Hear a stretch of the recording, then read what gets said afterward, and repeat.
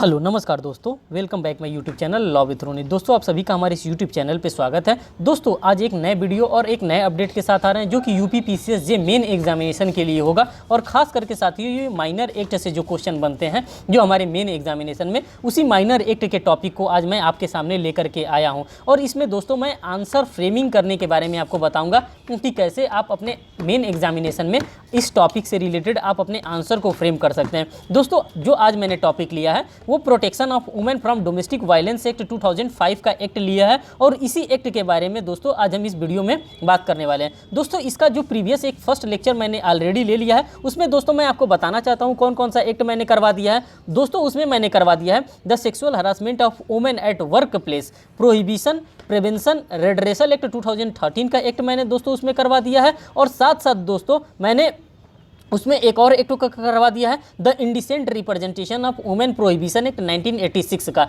ये दोनों एक्ट का जो भी क्वेश्चन और आंसर बनता था दोस्तों वो ऑलरेडी मैंने अपने इसी यूट्यूब चैनल पे करवा दिया है। अगर आपने उसको नहीं देखा है तो आप उसको जरूर देख लीजिएगा, जो कि यूपी पीसीएस के हमारे प्लेलिस्ट में ऑलरेडी पड़ा है। दोस्तों इसमें बिना देर किए हम इसको स्टार्ट करते हैं। दोस्तों अगर आपको लगता है कि इसका PDF आपके पास होना चाहिए तो दोस्तों टेलीग्राम ग्रुप पर जा करके लॉ विथ रोनी सर्च करेंगे तो वहाँ पे आपको एक ग्रुप मिल जाएगा जिसमें 300 से 400 मेंबर है। उसको आप ज्वाइन कर लेंगे और वहाँ पे इसका आपको PDF भी आसानी से मिल जाएगा। और जो मैंने जितना भी आज तक आंसर फ्रेमिंग करवाया है उन सभी के PDF आपके पास आसानी से उसी चैनल से मिल जाएगा। दोस्तों आज हम बात करने वाले हैं the protection of women from domestic violence act 2005 के बारे में। ये क्या होता है, घरेलू हिंसा से महिलाओं का संरक्षण अधिनियम 2005 क्या होता है, इसी के आंसर फ्रेमिंग के बारे में हम बात करेंगे कि हाँ हम अपने आंसर को कैसे फ्रेम करेंगे, क्या क्या हम अपने आंसर के सपोर्ट में लिखेंगे जिससे एग्जामिनर के द्वारा हमें अच्छा से अच्छा मार्क्स दिया जा सकता है। दोस्तों ये जो है जब आपको पता है कि हमारे पास ऑलरेडी आईपीसी था और आईपीसी में 498 था, मीन्स कि 498 भी हमारे पास था, तो क्या ज़रूरत बन गई कि हमें डोमेस्टिक वायलेंस एक्ट 2005 एक नया कानून बनाने की आवश्यकता पड़ गई। दोस्तों आप सभी लोगों के द्वारा सोचने के लिए आवश्यकता पड़ती है कि हाँ जब भाई जाहिर सी बात है हमारे पास आईपीसी है और आईपीसी में हमको बता दिया गया है कि हाँ 498A है जिसमें क्रूएलिटी की बात की जाती है, तो हमें अलग से डोमेस्टिक वायलेंस एक्ट बनाने की क्या आवश्यकता पड़ गई थी। जी हाँ दोस्तों इसलिए पड़ गई थी क्योंकि यहाँ पे जो 498A में जो हम लोग मामला डील करते हैं ये मैट्रिमोनियल रिलेशन से डील करते हैं। और जब हम बात करते हैं डोमेस्टिक वायलेंस एक्ट की, जो DV एक्ट है, इसमें मैट्रिमोनी को तो देखते ही हैं, साथ साथ ब्रदर सिस्टर्स का भी जो भी मामला होता है, मीन्स कि अगर कोई ब्रदर है अपने सिस्टर के ऊपर किसी भी प्रकार का डोमेस्टिक वायलेंस कॉज कर रहा है तो उसको भी हम क्या करते हैं, इस एक्ट के अकॉर्डिंग हम डील करते हैं। दोस्तों 498A का जो मामला होता है वो हमारा क्रिमिनल नेचर का मामला होता है। जैसे कि हम यहाँ पे बाइफर्केट कर देते हैं, यहाँ पे सेक्शन नंबर 498A लिख देते हैं, ये आईपीसी का हो गया साथियों, और ये हमारा किसका हो गया, ये हमारा DV एक्ट का हो गया, मीन्स कि डोमेस्टिक वायलेंस एक्ट का हो गया, और ये आईपीसी का हो गया। तो जो 498 का जो हमारा मामला चलता है ये मैट्रिमोनियल रिलेशनशिप में चलता है। और ये किस में चलता है, डोमेस्टिक वाले, ये मैट्रिमोनियल में तो चलता है। साथ साथ अगर कोई ब्रदर है अपने सिस्टर के ऊपर क्या कर रहा है, किसी भी प्रकार का अगर डोमेस्टिक वायलेंस काज कर रहा है तो ये भी उसके ऊपर लागू होगा। ठीक, पहली बात ये जो होता है इसका जो रिजल्ट निकलता है दोस्तों, इसका जो नेचर होता है ये क्रिमिनल नेचर का होता है। जो हमारा 498A होता है ये क्रिमिनल नेचर का होता है, लेकिन जब हम बात करते हैं डोमेस्टिक वायलेंस एक्ट का तो साथियों ये क्वाज़ाई क्रिमिनल नेचर का होता है, ये क्वाज़ाई क्रिमिनल नेचर का होता है। दोस्तों इसमें रिजल्ट क्या निकलता है, मीन्स कि आईपीसी का अगर 498 अगर किसी के ऊपर अगर हम लगवाते हैं तो इसमें हमको पनिशमेंट मिलता है, इसमें हम पनिशमेंट इंपोज करवाते हैं। और साथियों जब हम DV एक्ट लगवाते हैं किसी के ऊपर, DV एक्ट में अगर हम अपने DIR को फाइल करते हैं, मीन्स कि डोमेस्टिक इंसिडेंट रिपोर्ट को अगर हम फाइल करते हैं तो इसमें दो रिजल्ट आता है। एक हमको रिलीफ दिया जाता है, मीन्स कि आपको उससे क्या रिलीफ चाहिए, और दूसरा जो हमको दिलवाया जाता है यहाँ पे हमको पनिशमेंट दिलवाया जाता है। यहाँ पे दो रिजल्ट निकलता है, एक रिलीफ बेस्ड रिलीफ निकलता है और दूसरा पनिशमेंट बेस्ड निकलता है। लेकिन अगर 498A की हम बात करते हैं साथियों तो सिर्फ और सिर्फ यहाँ पे पनिशमेंट दिया जाता है। इसमें क्या दर्ज करवाया जाता है, 498 में FIR first information report launch करवाया जाता है पुलिस थाने पर जा करके। और जो DV एक्ट की अगर हम बात करते हैं तो यहाँ पे DIR लॉन्च करवाया जाता है, मीन्स कि डोमेस्टिक इंसिडेंट रिपोर्ट यहाँ पे लॉन्च करवाया जाता है। तो दोस्तों आपको एक मोटा मोटा आइडिया मिल गया कि हाँ ये वर्क कैसे करता है, DV एक्ट हमारा किस प्रकार से वर्क करता है और IPC हमारा किस प्रकार से वर्क करता है। जब आप इस तरह से बाइफर्केशन करके पढ़े रहेंगे तो जब एग्जामिनेशन में आप बैठेंगे, अपने एग्जामिनेशन में मेन एग्जामिनेशन में आंसर फ्रेम करेंगे तो ये सारी बातें जब आपके दिमाग में चलती रहेंगी तो आप एक बेहतर आंसर फ्रेम कर सकते हैं। और साथियों यही सबसे बड़ा गुण है कि अगर आप बेहतर आंसर फ्रेम कर ले जाते हैं तो अभी आपको सबसे अच्छा मार्क्स वहाँ पे असाइन किया जाएगा एग्जामिनर के द्वारा, अन्यथा नहीं किया जाएगा। तो आपको एक आइडिया मिल गया कि हाँ, जो घरेलू हिंसा से महिलाओं का संरक्षण अधिनियम 2005 है और जो आईपीसी का 498A है जिसमें क्रूएल्टी के बारे में बताया गया, ये किस प्रकार से डिफर है डोमेस्टिक वायलेंस एक्ट से, और आईपीसी का जो 498 एक्ट है वो किस तरह से डिफर है डोमेस्टिक वायलेंस एक्ट से। अब देखिए यहाँ पे क्वेश्चन क्या पूछा है। क्वेश्चन देखिए, घरेलू हिंसा से महिलाओं का संरक्षण अधिनियम 2005 का मुख्य उद्देश्य क्या है। जो इसका मुख्य उद्देश्य है, आखिर में ये जो बना है किस लिए बनाया गया है, देखने के लिए तो बनाया नहीं गया है कि हम देख लें हमारे पास कानून की कमी थी, चलो भैया एक पार्लियामेंट खाली था, एक और उसको कानून बनाने का मन कर रहा था, एक और कानून बना दिया। नहीं साथियों, इसलिए ये नहीं बनाया गया था, इसकी आवश्यकता पड़ रही थी, और जो आवश्यकता पड़ रही थी वो मैंने आपको बता दिया। जैसे ब्रदर सिस्टर लाइक, अगर किसी भी रिलेशन में है, अगर ब्रदर अपने बहन को जो कंटिन्यूसली मार रहा है, अगर कोई माँ है अपनी बेटी के ऊपर क्रूएल्टी कर रही है, अगर कोई फादर है अपने डॉटर के ऊपर क्रूएल्टी कर रहा है, तो उसी के लिए डोमेस्टिक एक्ट बनाया गया था, डोमेस्टिक वायलेशन एक्ट बनाने की आवश्यकता पड़ी थी, जो कि 2005 में इस एक्ट को बनाया गया था। अब इसके क्या क्या उद्देश्य हैं, उद्देश्य को देखती है। उत्तर में मैंने कैसे लिखा है, विगत कुछ वर्षों में विधायिका ने महिलाओं के विरुद्ध बढ़ते अपराध एवं हिंसा को मद्देनजर रखते हुए अनेक कानून बनाए, जैसे कि दहेज मृत्यु को रोकने के लिए भारतीय दंड संहिता में नई धारा 304 ख को जोड़ा गया। दोस्तों, जब हम कभी भी इस प्रकार के एक्ट को पढ़ते हैं तो हमें आईपीसी को साथ में लेकर के ही पढ़ना होता है, क्योंकि आईपीसी जो होता है हमारा मेन लॉ है, जो कि 1860 में ही लॉर्ड मैकाले साहब के द्वारा बना दिया गया था। अगर हम आईपीसी को छोड़ करके पढ़ेंगे तो फिर इस कानून को हमें पढ़ने में मजा नहीं आएगा। जब तक हम आईपीसी को साथ में लेकर के नहीं पढ़ेंगे तब तक हमारा कॉन्सेप्ट क्लियर नहीं होगा, और जब तक कॉन्सेप्ट क्लियर नहीं होगा तब तक हम एग्जामिनेशन में, मेन एग्जामिनेशन में हम अपने आंसर को अच्छे से फ्रेम नहीं कर पाएंगे। फ्रेम तो इधर उधर से कर लेंगे, लेकिन जो अच्छे से फ्रेम करना होता है, जिसपे हमको एग्जामिनर मार्क करेगा आंसर, वो हम नहीं कर पाएंगे। इसीलिए हमें कभी भी इन सभी चीज़ों एक्ट को पढ़ना होता है। जो माइनर एक्ट पढ़ते हैं तो हमें आईपीसी के साथ पढ़ना होता है। इसी प्रकार क्रूरता के निवारण के लिए भारतीय दंड संहिता में एक नई धारा 498 क 498 क को बताया गया। अभी मैंने 498 क को आपके सामने अच्छे से डिस्क्राइब किया है कि ये मैट्रिमोनियल रिलेशनशिप पे काम करता है। इसमें जो नेचर होता है, जो इस 498 का, ये क्रिमिनल नेचर का होता है। इसमें रिजल्ट क्या निकलता है, इसमें पनिशमेंट दिया जाता है। इसका शुरुआत कैसे होता है, इसकी शुरुआत जो होती है FIR से होती है, फर्स्ट इन्फॉर्मेशन रिपोर्ट होती है। और जो डोमेस्टिक वायलेंस की शुरुआत होती है वो किस चीज़ से होती है, वो DIR से होती है, मीन्स कि डोमेस्टिक इंसिडेंट रिपोर्ट से उसकी शुरुआत होती है। अगर इन सारी बातों को आप लिखेंगे, अगर शॉर्टकट में भी लिखेंगे, फुल फॉर्म में भी लिखेंगे, तो एग्जामिनर का ध्यान यहाँ पर जाएगा, और लिख करके आप ऐसे कॉमा लगा देंगे, एग्जामिनर का ध्यान जाएगा कि हाँ, अच्छा DIR के बारे में बच्चे के द्वारा लिखा गया है DB एक्ट में, तो वो वहाँ पर आपका जाएगा, वहीं पर टिक करेगा और वहीं से आपको नंबर असाइन करेगा।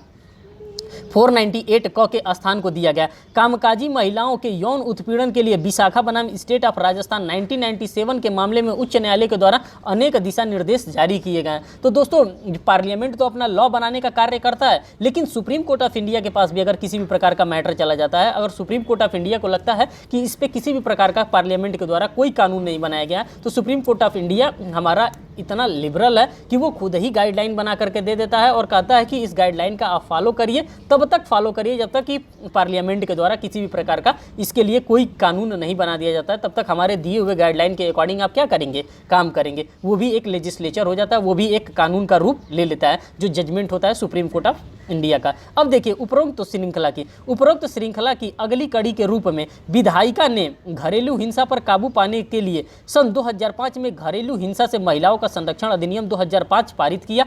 इस अधिनियम में महिलाओं के विरुद्ध हिंसा को रोकने की व्यापक प्रावधान किए गए। अब कौन कौन से व्यापक प्रावधान किए गए हैं, देखिए। अधिनियम का मुख्य उद्देश्य, जो अधिनियम है, जो 2005 का जो DB एक्ट है, the protection of women from domestic violence act, इसका क्या मुख्य उद्देश्य है।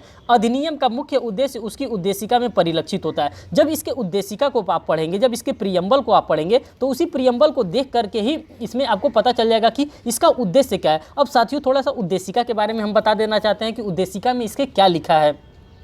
ऐसी महिला जो कुटुंब के भीतर होने वाले किसी किसी भी किस्म के हिस्से से पीड़ित है, मीन्स कि किसी भी प्रकार का हिंसा से वो पीड़ित है। अगर घर में रह रही है, किसी भी कामकाजी महिला है जो घर में रह रही है, अगर उसके साथ किसी भी प्रकार का हिंसा किया जा रहा है तो संविधान के अधीन जो है उसको प्रत्याभूत दिया जाएगा। मीन्स कि कॉन्स्टिट्यूशन ऑफ इंडिया के अकॉर्डिंग उसको गारंटी का अधिकार दिया गया है कि उसके जो अधिक प्रभावी संरक्षक और उसके संबंधी या उससे अनुषांगिक विषयों के लिए उपबंधित करना प्रवर्तित करती है। अधिनियम एक हितकारी तथा सकारात्मक अधिनियम है तथा पीड़ित महिलाओं को किसी प्रकार की हिंसा से संरक्षण देने के उद्देश्य के साथ विचार किया गया है। और एक मामला आया था कृष्णा भट्टाचार्य जी बनाम सारथी चौधरी एवं अन्य के मामले में ये बात बताई गई थी कि अगर इस प्रकार की अगर कोई कामकाजी महिला है जो घर में रह रही है, अगर उसके ऊपर किसी भी प्रकार का हिंसा उसी के घर के लोगों के द्वारा किया जा रहा है तो उसके लिए क्या संरक्षण दिया जाएगा। तो देखिए, संविधान के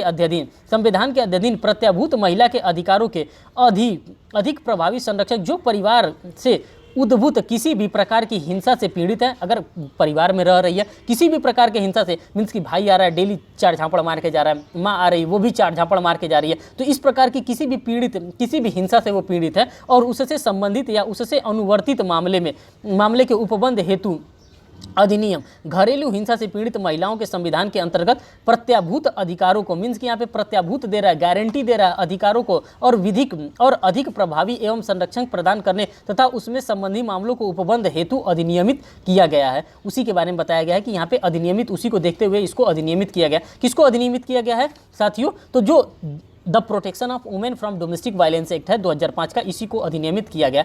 अधिनियम को अधिनियमित करने का एक उद्देश्य संयुक्त राष्ट्र की महिलाओं के विरुद्ध सभी प्रकार के भेदभाव को समाप्त करने पर भी अभिसमय की समाप्ति द्वारा अपने सामान्य प्रस्तुति संख्या 12 का जो था 1989 ने की गई थी सिफारिश को पूरा भी किया गया। मीन्स कि जो यूनिवर्सल जो डिक्लेरेशन होता है, जो यूनिवर्सल कन्वेंशन होता है, इसमें भी महिलाओं को लेकर के बड़ा जागरूकता के बारे में बात किया गया। मीन्स कि महिलाओं को सेफ्टी को लेकर के, महिलाओं की सिक्योरिटी को लेकर के जो संयुक्त राष्ट्र में कन्वेंशंस रखे गए थे, उसी कन्वेंशंस को लागू करने के लिए, उसी कन्वेंशंस को पूरा करने के लिए, कन्वेंशंस की बात को मानने के लिए भी हमारे देश में क्या बनाया गया था, इस एक्ट को लाया गया था, तो protection of women from domestic violence act 2005 को।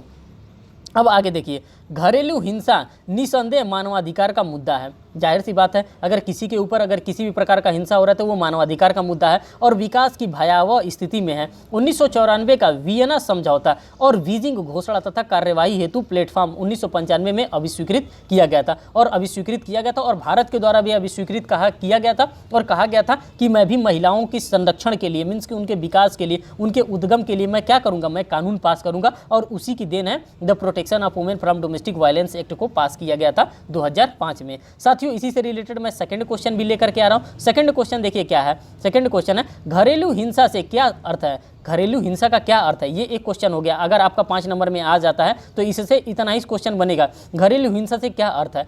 अगर दूसरा क्वेश्चन यहाँ से आता है तो दूसरा क्वेश्चन यहाँ से हो जाएगा, घरेलू हिंसा से महिलाओं का संरक्षण अधिनियम 2005 के अंतर्गत महिलाओं को क्या सुरक्षा प्रदान की गई है। अगर किसी भी प्रकार का, किसी भी महिला के साथ किसी भी प्रकार का कोई घरेलू हिंसा हो जा रही है तो जो ये एक्ट बना है the protection of women from domestic violence act 2005, तो इसका क्या लाभ मिलेगा? सिर्फ एक्ट बना देने से तो महिलाओं को संरक्षण नहीं मिल जाएगा, इससे क्या लाभ मिलेगा? अगर उनके साथ अगर किसी भी प्रकार का एक्ट कमिट हो जा रहा है, उनके द्वारा उनके ऊपर किसी भी प्रकार का घरेलू हिंसा हो जा रहा है, तो उनको कौन सा संरक्षण मिलेगा, किस प्रकार से संरक्षण मिलेगा, किससे संरक्षण मिलेगा और वो संरक्षण कौन दिला सकता है, इन सारी बातों को 2005 के अधिनियम में बताया गया। अब देखिए मैंने आंसर को कैसे फ्रेम किया है। घरेलू हिंसा से महिलाओं का संरक्षण अधिनियम 2005 की धारा 3 में परिभाषित किया गया है। अब धारा 3 के अनुसार इसमें जो है धारा बताया गया है, इसमें टोटल अगर चैप्टर की मैं बात कर देता हूँ साथियों, तो इसमें टोटल 5 चैप्टर बताया गया है। किसमें? The protection of women from domestic violence act की बात मैं कर रहा हूँ। इसमें टोटल 5 चैप्टर है। अगर टोटल सेक्शंस की बात करें तो टोटल इसमें साथियों 37 सेक्शन के बारे में बताया गया है। तो और इसी 37 सेक्शन में सारी बातों को यहाँ पे घुमा फिरा कर बताया गया। अब हमारे पास जो आ रहा है, यहाँ पे मैंने कोट किया है सेक्शन 3 को, तो सेक्शन 3 में देखिए क्या बताया गया। सेक्शन 2 में तो साथियों आप सभी लोगों को पता होता है कि सेक्शन 2 जो भी होता है, हम किसी भी एक्ट का पढ़ते हैं तो उसमें डेफिनेशन क्लॉजेस के बारे में बताया जाता है। लेकिन जब यहाँ पे सेक्शन 3 की हम बात करते हैं तो सेक्शन 3 में बताया गया डेफिनेशन ऑफ डोमेस्टिक वायलेंस का, मीन्स कि घरेलू हिंसा की परिभाषा के बारे में बताया गया। अब देखिए क्या क्या होता है। इस अधिनियम के प्रयोजनों के लिए प्रत्यार्थी का कोई भी कृत्य, किसी भी प्रकार का कृत्य किया जा रहा है, कोई भी लोप या कार्यकरण या आचरण घरेलू हिंसा से गठित यदि वह है, अगर किसी भी प्रकार का किया जा रहा है जो कि घरेलू हिंसा से गठित है, उसके अंतर्गत क्या आता है, को आता है व्यथित व्यक्ति के स्वास्थ्य की सुरक्षा। मीन्स की जो व्यथित व्यक्ति है, जो पीड़ित व्यक्ति है, जिसके ऊपर डोमेस्टिक वायलेंस कॉज किया गया है, उसके स्वास्थ्य की सुरक्षा, जीवन की उसकी सुरक्षा, उसके किसी भी अंग की सुरक्षा, कल्याण को नुकसान पहुंचाता है, क्षतिग्रस्त करता है या खतरा पहुंचाता है, तो माना जाएगा कि उसके ऊपर क्या हुआ है, डोमेस्टिक वायलेंस कॉज किया जाता है। जैसे उसके किसी भी हेल्थ पे हार्म किया जा रहा है, उसके लिम्ब पे हार्म किया जा रहा है, तो उसकी सेफ्टी को देखा जाएगा और सेफ्टी को देखते हुए ये माना जाएगा कि उसके ऊपर डोमेस्टिक वायलेंस एक्ट कॉज किया गया। सेकंड की हम बात करते हैं, व्यथित व्यक्ति को उसे या उससे संबंधित किसी अन्य व्यक्ति को किसी दहेज, किसी प्रकार के दहेज से अथवा अन्य संपत्ति या बहुमूल्य प्रतिभूति के लिए विधि विरुद्ध मांग की या पूर्ति की जा रही है, तो इसके माना जाएगा कि उसके ऊपर क्या किया जा रहा है, उसके ऊपर डोमेस्टिक वायलेंस एक्ट कॉज किया जा रहा है। मीन्स कि किसी कोई घरेलू महिला है, कोई शादीशुदा महिला, उससे बार बार आप डॉरी की मांग कर रहे हैं, तो ये माना जाएगा कि आप उसके ऊपर क्या कर रहे हैं, डोमेस्टिक वायलेंस एक्ट कास्ट कर रहे हैं, मीन्स कि घरेलू हिंसा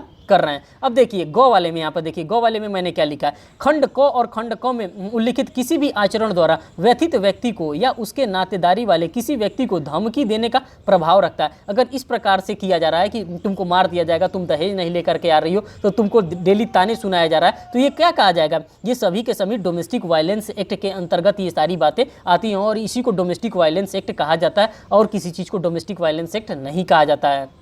अब यहाँ से देखिए घरेलू हिंसा के अंतर्गत निम्नलिखित को सम्मिलित किया गया। अब घरेलू हिंसा के अंतर्गत किस किस चीज़ को सम्मिलित किया गया, अगर रैंडमली आपसे आ जाए कि आप बताइए कि घरेलू हिंसा क्या होता है और घरेलू हिंसा के अंतर्गत क्या क्या सम्मिलित किया गया, तो यहाँ से आप नेक्स्ट क्वेश्चन भी बना सकते हैं कि घरेलू हिंसा के अंतर्गत क्या क्या आते हैं। जैसे शारीरिक हिंसा जो होता है साथियों, ये भी घरेलू हिंसा के अंतर्गत आता है। अब शारीरिक हिंसा के अंतर्गत क्या आता है, किसी भी प्रकार का मारपीट करना, किसी भी प्रकार से किसी महिला को थप्पड़ मारना, ठोकर मारना, दांत से काट लेना या किसी अन्य रीति से शारीरिक पीड़ा पहुंचाना, इसको क्या कहा जाता है, इसको घरेलू हिंसा कहा जाता है। लैंगिक हिंसा भी घरेलू हिंसा के अंतर्गत आता है। जैसे बलात्संग करना, लैंगिक मैथुन करना, अश्लील साहित्य या कोई अन्य अश्लील तस्वीर या सामग्री को देखने के लिए मजबूर करना या लैंगिक प्रकृति का या कोई अन्य करता है, तो इसको लैंगिक हिंसा माना जाएगा, इसको भी घरेलू हिंसा के ही अंतर्गत माना जाएगा। नेक्स्ट यहाँ पर देखिए मौखिक और भावनात्मक हिंसा क्या होता है, ये भी हमारा घरेलू हिंसा का ही एक स्वरूप है जो कि घरेलू हिंसा महिलाओं से संरक्षण है। देखिए अपमान करना, गाली देना, चरित्र और आचरण इत्यादि पर दोषारोपण, पुरुष संतान न होने के लिए अपमान करना, दहेज इत्यादि न लाने पर अपमान करना क्या होता है, ये भी एक प्रकार का घरेलू हिंसा ही होता है, इसको भी घरेलू हिंसा ही कहा जाता है। और इसके साथ साथ एक और हिंसा होता है आर्थिक हिंसा। ये आर्थिक हिंसा क्या होता है साथियों, जो कि इकोनॉमिक्स से रिलेटेड है। व्यथित या बच्चों के अनुरक्षण के लिए धन उपलब्ध न कराना, कोई कारोबार करने में उसको रोकना, वेतन पारिश्रमिक आदि से उपगत आय को छीन लेना या ले लेना, ये भी क्या होता है, ये भी एक प्रकार का आर्थिक हिंसा ही होता है। इन सभी हिंसा के बारे में मैंने आपको एक प्लेटफॉर्म पर एक जगह मैंने रखने का प्रयास किया। अब देखिए यहाँ पे कैसे मैंने आंसर को अपने आगे फ्रेम किया। घरेलू हिंसा से व्यथित महिलाओं को संरक्षण, आवास, आर्थिक सहायता, अभिरक्षा, प्रतिकर आदि के लिए धारा 12 के अंतर्गत मजिस्ट्रेट से आवेदन कर सकती हैं। अगर किसी भी महिला के खिलाफ अगर किसी भी प्रकार का डोमेस्टिक वायलेंस एक्ट काज हो जाता है उसके ऊपर, तो वो क्या कर सकती है, वो घर में चुप के तो बैठेगी नहीं, वो एप्लीकेशन देगी। किसके द्वारा एप्लीकेशन देगी, एप्लीकेशन टू मजिस्ट्रेट को देगी।